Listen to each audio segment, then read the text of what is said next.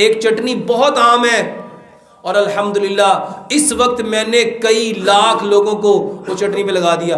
बड़े बड़े रईस, मेरे पास एक सिंध का बहुत बड़ा रईस आया, कहने लगा डॉक्टर साहब जब से आपकी वो चटनी, मैं लंदन में हॉस्पिटल में था जब मैंने आपकी वो लेक्चर सुना, आप कह रहे थे अदरक लहसुन पुदीने नारदाने की चटनी बनाओ। अल्लाह की कसम ये चटनी नहीं है। कभी कुरान खोल के देखो, जन्नती जब जन्नत में जाएंगे सबसे पहली चीज जो उनको पेश की जाएगी वो क्या है? क्या है? जंजबील है। जंजबील, जंजबील अदरक को कहते हैं। अनार क्या है? जन्नतियों का तोहफा रुमान। लेसन क्या है? नबी सल्लल्लाहु अलैहि वसल्लम ने फरमाया अगर मैंने फरिश्तों से बात ना करनी होती मैं कभी मना ना करता कि लहसुन ना खाओ। फरिश्तों को लहसुन की वो अच्छी नहीं लगती।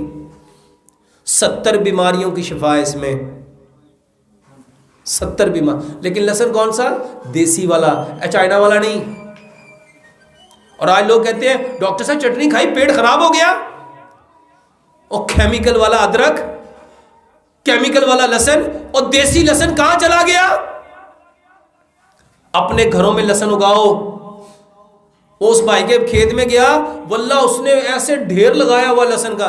कहता डॉक्टर साहब अल्हम्दुलिल्लाह मैं तिजारत ही ये करता हूं। क्या? मैं अपने सारी वो जो ज़कात है ना, वो कहता मैं ऐसे सब्जियां उगा के, कहता मैं अल्लाह के रास्ते में लोगों को यही देता हूं कि इनके खून पतले हो जाए, इनको हार्ट अटैक ना हो, इनको ब्लड प्रेशर ना हो, इनको कोलेस्ट्रॉल ना हो, इनको बीमारी ना हो। ऐसी तिजारत करो, ऐसी तिजारत करो। अल्लाह ने आपको वसाइल दिए, इसको इस्तेमाल करो। चौथी चीज पुदीना। ये पुदीना क्या है? इमाम इब्न कय्यम लिखते हैं दो चीजें जिन्नात को, ये शैतान भागता है किससे? सब्जे से और खुशबू से, क्योंकि वो आग है। उसको ठंडा कभी पसंद है? पुदीने में ये दोनों चीजें हैं। इसकी चटनी बनाओ, हस्बे ज़ायक़ा इसमें सब्ज़ मिर्च मिलाओ, वल्लाह 100 बीमारियों का इलाज है।